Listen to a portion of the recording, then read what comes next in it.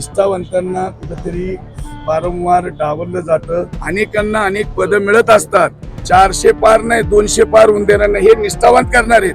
मी म्हणजे काँग्रेस, मीच उमेदवार दिला, मी त्यांना भेटलो असं कोणी सांगितलं तर परत राजकारणात दिसणार नाही. मी इथं सगळ्यांची चप्पल पुसत बसेल. शहीद दिन आहे. निष्ठावंतांची न्याय संघर्ष यात्रा ही आजपासून आम्ही सगळ्या निष्ठावंत काँग्रेसच्या कार्यकर्त्यांनी ही आजपासून आम्ही सुरू करायचं ठरवलेलं आहे, निर्धार केलेला आहे. निष्ठावंतांना कुठेतरी वारंवार डावललं जातं, त्यांना घरी बसवलं जातं, त्यांचा मान सन्मान होत नाही. आदरणीय बाळासाहेब शिवरकर आहेत आमच्याबरोबर. अनेक निष्ठावंत काँग्रेसचे कार्यकर्ते आहेत, नेते आहेत, ज्यांनी 70 वर्ष काँग्रेसमध्ये आपलं आयुष्य हयात दिलेली आहे. त्या निष्ठेला कुठेतरी तडा चाललाय का काय ही असं सगळ्याच्या मनात यायला लागलं. आम्ही काँग्रेस वाढीवसाठी निष्ठावंतांना जनसंघर्ष यात्रा आम्ही त्यांची ही सुरू केलेली आहे. हा कुठल्या उमेदवाराच्या विरुद्ध संघर्ष नाही, हा निष्ठेचा संघर्ष आहे. निष्ठावंतांना डावललं वारंवार का जातंय हे वरिष्ठांपर्यंत गेलं पाहिजे, हे त्यांना सांगितलं गेलं पाहिजे, त्यांना विचारलं गेलं पाहिजे. म्हणून हा निष्ठेचा आम्ही इथं गांधी बाबाच्या चरणी बसलोय. इथं मेणबत्त्याच्या प्रकाशामध्ये आम्ही गांधीजींना असं मेणबत्त्या दाखवून आम्ही असं काल्पनिक सांगू इच्छितो की आता निष्ठावंतांकडे लक्ष द्या. कमीत कमी मेणबत्तीच्या उजाडात तरी निष्ठावंतांना बघा. 40 वर्ष तुम्ही काय करतात, तुम्ही विषय डायव्हर्ट करतात. 40 वर्ष मी निष्ठेने काँग्रेसमध्ये काम केलेलं आहे. अनेकांना अनेक पदं मिळत असतात. निष्ठावंतांना वारंवार डावललं जातं. 3 वेळा आमदारकीला मला जाणीवपूर्वक पर्वती मतदार हा सहकारी पक्षाला सोडला आणि तिथं भाजपचे हात कोणी बळकट केले हे त्या ज्यांनी केलेत त्या यंत्रणेला विचारायचे तुम्ही, मला नाही. आत्ता लोकसभेचे अनेक उमेदवार आहेत, अनेक उमेदवारातले सगळे निष्ठावंत आहेत आणि सगळ्या निष्ठावंतांना तुम्ही हा प्रश्न विचारून नंतर निर्णय घ्यायचा होता. हा निर्णय कोणी घेतला मला माहिती नाही, परंतु निष्ठावांवर वारंवार अन्याय होतोय. एक आत्ता सिटिंग MLA असताना त्याला एक लोकसभेचं तिकीट लगेच देणं कितपत योग्य आहे हा निष्ठेचा प्रत्येकाचा प्रश्न आहे. तोच सगळ्याच्या मनात खतखततोय. तिकीट दिले, आम्ही जातीवादी शक्तीला दूर ठेवणार. 400 पार नाही 200 पार होऊन देणार नाही हे निष्ठावंत करणार आहेत. तिथं कुणी नाही करणार. इकडं जा, तिकडच्या घरात घुस, तिकडच्या घरात नुरी कुस्ती कर, हे निष्ठावंत नाही करत. नुरी कुस्ती करत नाहीत. जे बोलतात तुम्हाला सांगतात आणि तुम्हाला सांगतात की प्रश्न विचारा, त्यांना विचारा की नुरी कुस्ती काय असते, कोणी खेळलं 14ला 19ला. ऐका माझं, 14ला कुणी 19ला कुणी खेळली नुरी कुस्ती, 19ची कुस्ती कशी झाली हे सगळ्याला माहिती आहे. त्याच्या आधी एकदा अजून ते नेते लढले होते. आता त्यांनी काहीतरी तुमच्याकडेच बाडी दिली. मी म्हणजे काँग्रेस, मीच उमेदवार दिला. मग त्यांनीच उमेदवाराला निवडून आणायचे का निष्ठावंतांना बरोबर घेऊन निवडून आणायचे हे निष्ठावंतांना विचारात घेऊन करा. नक्की आम्ही सांगितलं आम्ही जातीवादी शक्तीला थांबवणार आहे. आम्ही सांगितलं ना 400 सोडा 200 पार होऊन देणार नाही. हे प्रत्येक भारतातला निष्ठावंत एकत्र येणार आहे आणि आजपासून संघर्ष यात्रा सुरू झाली. आम्ही काय विचारलं, आम्ही न्याय संघर्ष यात्रा आहे. निष्ठावंतांना न्याय द्या हे आपल्या आई पुढं, आपल्या वडिलांपुढं, आपल्या पक्षश्रेष्ठी पुढं सांगणं म्हणजे पक्षश्रेष्ठींना आपण कुरबुड्या करणं असं तुम्हाला वाटत असेल तर पक्षश्रेष्ठींना असं वाटणार नाही. मी माझ्या आई वडिलांकडं, सोनिया गांधी आमच्या आई आहेत, राहुल गांधी आज राष्ट्राचे राष्ट्रपिता आहेत, आमचे खरगे साहेब आमचे आदरणीय आहेत.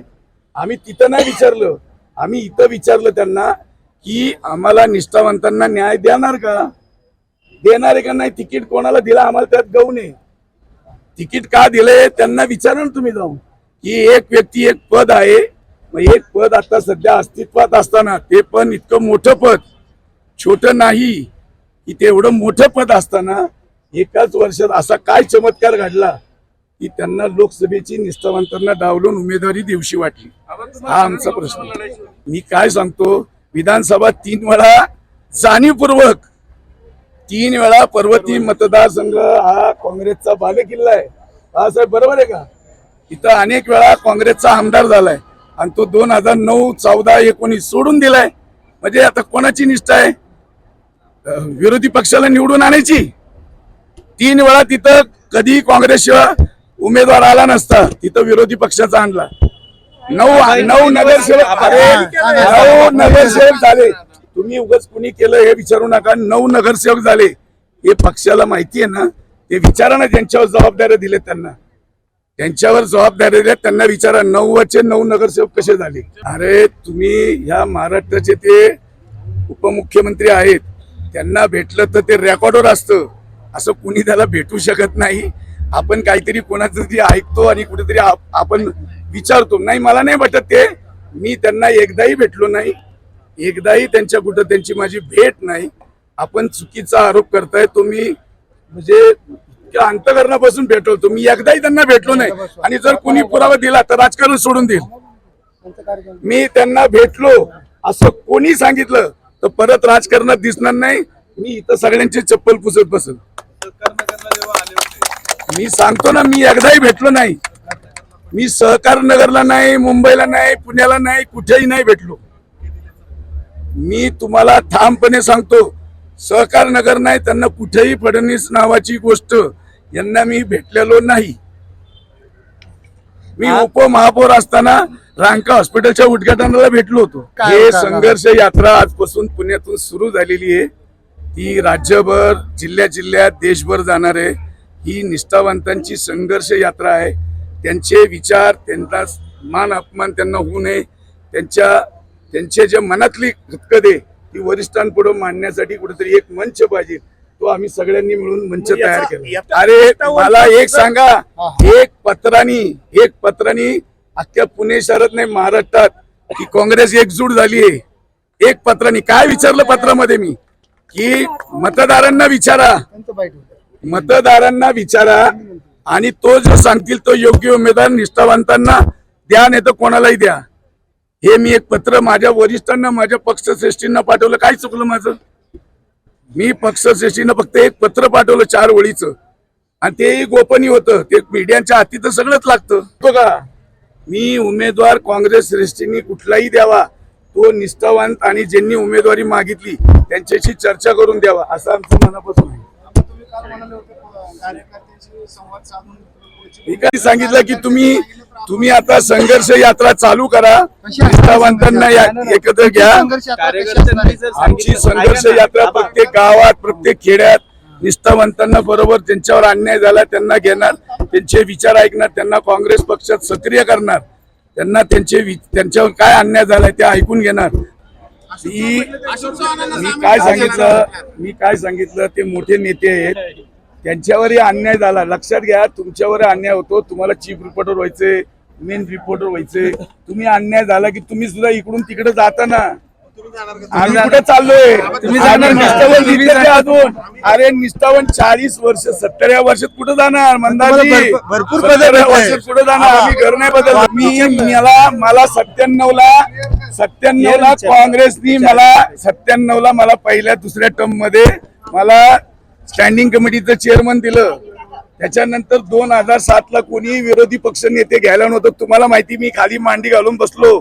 2.5 वर्षानंतर मी कोर्टातून भांडून आणलं आणि मला उपमहापौर देताना माझं पाकिट इथं फाडलं, त्यात दुसऱ्याचं नाव टाकलं. तिथं एक मिनिट उपमहापौराचं होऊ द्या. उपमहापौराचं माझं नाव आलेलं ऑब्झर्व्हरच्या सहीनी, माझं आलेलं नाव प्रांताध्यक्षाकडून फाडून ऑब्झर्व्हरने दिलेलं नाव टाकलं. तरी मी गप बसलो. नंतर 2 वर्षांनी पक्षश्रेष्ठींना चूक कळली आणि मला उपमहापौर पद त्यांनी दिलं, आणि ते पण काढून घेतलं 6 वर्षाच्या आत मला गोड बोलून. आणि ज्याला दिलं, ज्याच्या निष्ठा जे म्हणतात इथं त्यांनी दिलं, तो माणूस त्याला दिलं, तो लगेच बीजेपीत गेला. मी नाही गेलो. मी काँग्रेसचा प्रचार करणारा कार्यकर्ता आहे. मी निष्ठेचा प्रचार करणारा कार्यकर्ता आहे. मला वाटतं काँग्रेसचा एक उमेदवार निवडून यावा, हे मनात माझ्या इच्छा आहे. मी सांगितलं ना, मी विरोधी पक्षाला 200 पार जाऊन द्यायचं नाही. हा निर्धार निष्ठावंतांनी केलाय. निष्ठावंतांनी केलाय. अरे तुम्ही आता मला सांगा ना, नुरी कुस्तीचं तुम्ही मला उत्तर द्या ना. रिझल्ट आल्यावर कळेल.